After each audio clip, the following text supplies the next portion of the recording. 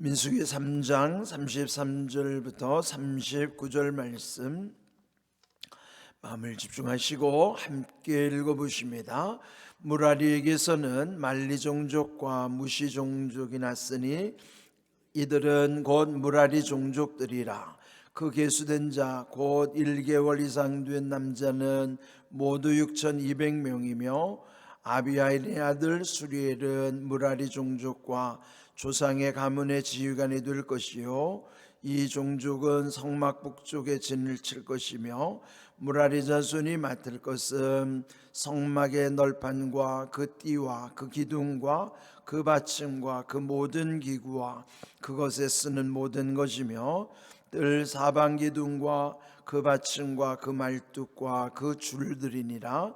성막 앞 동쪽 곧 회막 앞 해돋는 쪽에는 모세와 아론과 아론의 아들들이 진을 치고 이스라엘 자손의 직무를 위하여 성수의 직무를 수행할 것이며 외인이 가까이 하면 죽일지니라.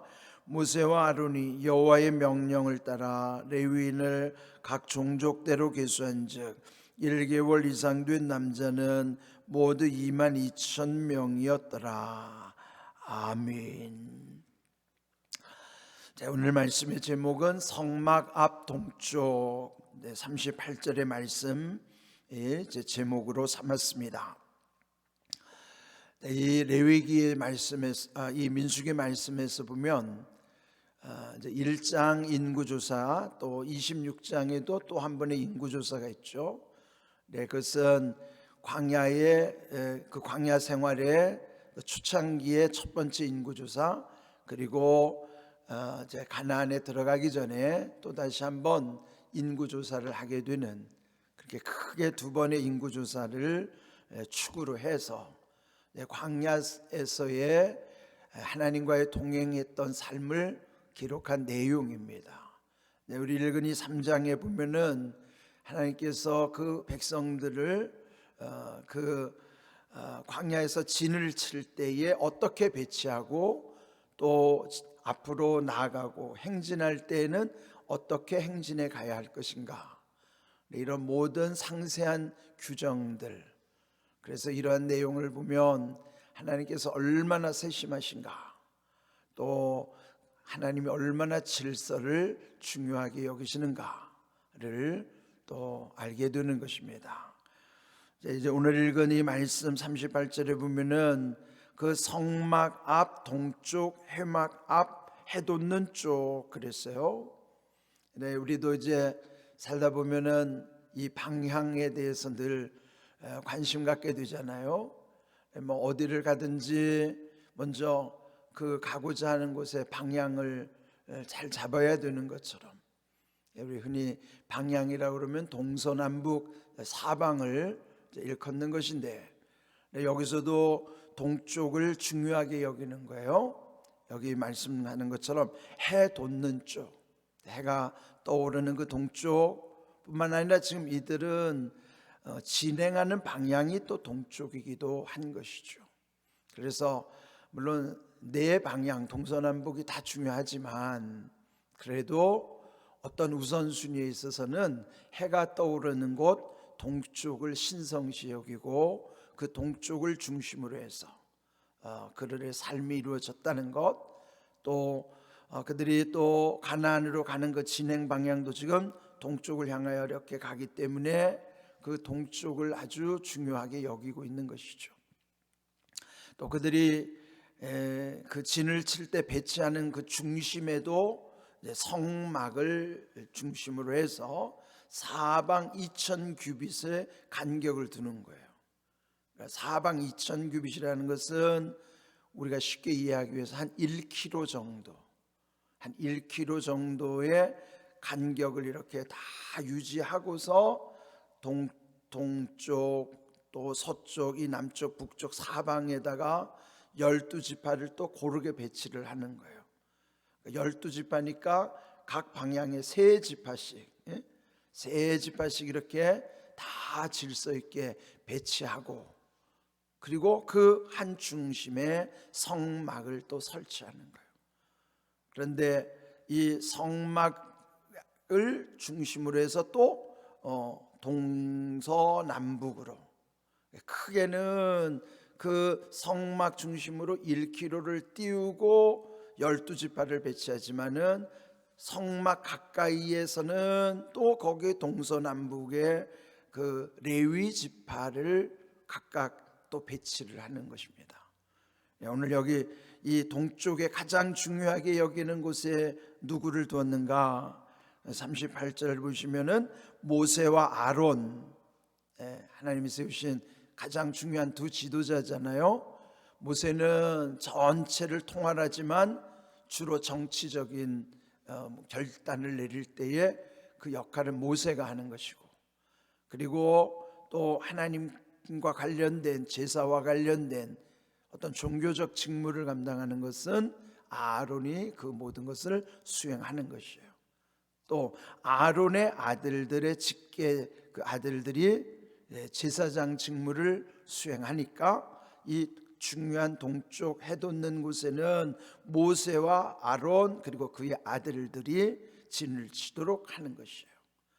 그리고 그 성막의 이 앞쪽이죠. 동쪽은 성막으로 보면 앞쪽에 그렇게 한 다음에 이 뒤쪽 서쪽은 이제 어제 말씀드린 대로 레위 지파의 세 아들들, 게르손 지파, 또 이 남쪽에는 고앗 자손들, 또 이 북쪽에는 무라리 자손들, 그렇게 해서 전체 중심에서의 동서남북, 그러니까 전체 큰 의미에서 또 동서남북의 12지파들을 다 배치하는 거예요. 그러면 하나님이 배치해 주신 것에 따라서 각각 자기 위치도 거기 다 결정이 되는 것이죠. 그러니까 배치와 위치라는 걸 잘 생각해 보세요. 배치는 두는 것이죠. 그렇게 배치하는 것은 하나님의 주권인 것이에요.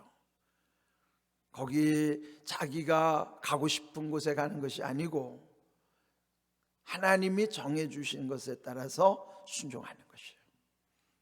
우리 인생의 제일 중요한 것은 하나님의 절대 주권을 인정하는 것이 중요한 거예요. 그래서 여기 말씀에 계속 반복되는 것, 마치 찬송가의 후렴이 계속 반복되는 것처럼 이 말씀 속에 강조되는 것은 하나님께서 모세와 아론에게 이렇게 말씀하셨고, 또 그들은 말씀 따라 명령대로 이렇게 했다.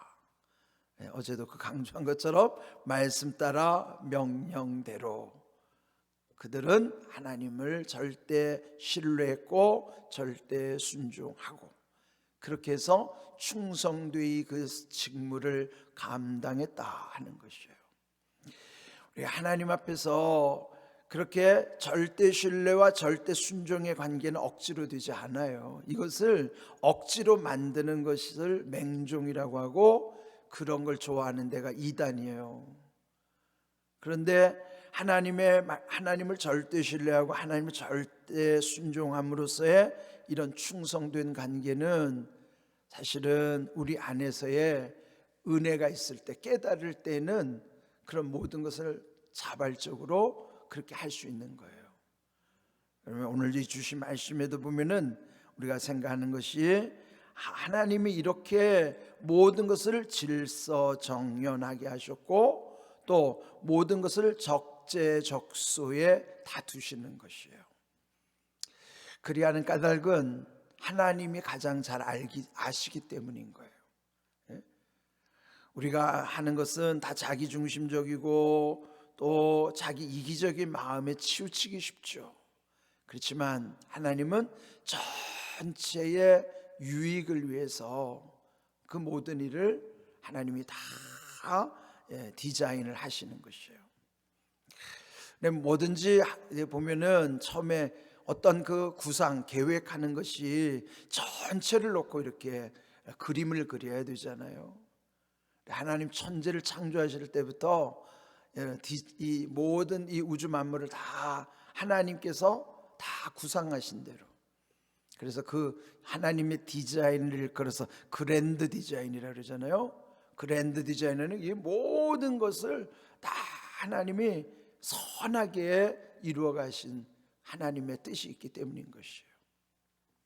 그러므로 우리는 오늘 이 말씀이 계속 진행되지만은 그 말씀 속에서 하나님이 얼마나 세세하시고 자상하신가, 이런 거를 우리가 늘 깨닫게 되면 모든 것을 하나님께 우리의 중심을 두는 거예요. 여기서 계속 방향을 강조했던 것처럼 우리의 방향은 항상 하나님께 향해야 되는 것이에요. 하나님께로 향할 때만이 우리의 모든 방향이 다 온전해지는 것이죠. 그게 일종의 우리 이제 예전에 보면 여행자들이 늘 챙겨야 했던 나침반의 원리와 같은 거예요. 그 나침반은 단순하잖아요. 나침반이 가리키는 그 자침이라는 게 딱 그 빨간색이 그려져 있는 그 가리키는 방향의 침이 그 방향 딱 결정되는 쪽이 거기가 북쪽이란 말이에요. 예? 그러니까 북쪽만 딱 결정되면은, 예? 나침반이 딱 가리키는 거기 북쪽만 알면 나머지 동쪽, 남쪽, 서쪽도 다 정해지는 거예요. 어느 들 가도 이게 도대체 동서남북 알 수 없어요. 근데 나침반을 딱 펼쳤을 때 그 나침반이 가리키는 쪽이 거기가 북쪽이란 말이에요. 그 북쪽만 알면 나머지 세 방향이 다 정해지는 거예요. 그처럼 영적인 원리도요, 우리가 하나님께로만 방향을 잃지 않으면 우리 인생의 방향도 다 질서가 잡혀 있는 거예요. 이렇게. 마치 북쪽만, 나침반이 북쪽을 가리키는 쪽에 모든 방향이 다 결정되는 것처럼 우리가 하나님에 대한 방향만 놓치지 않으면 우리 인생의 방향도 흐트러지지 않아요. 질서 있게 되는 것이죠.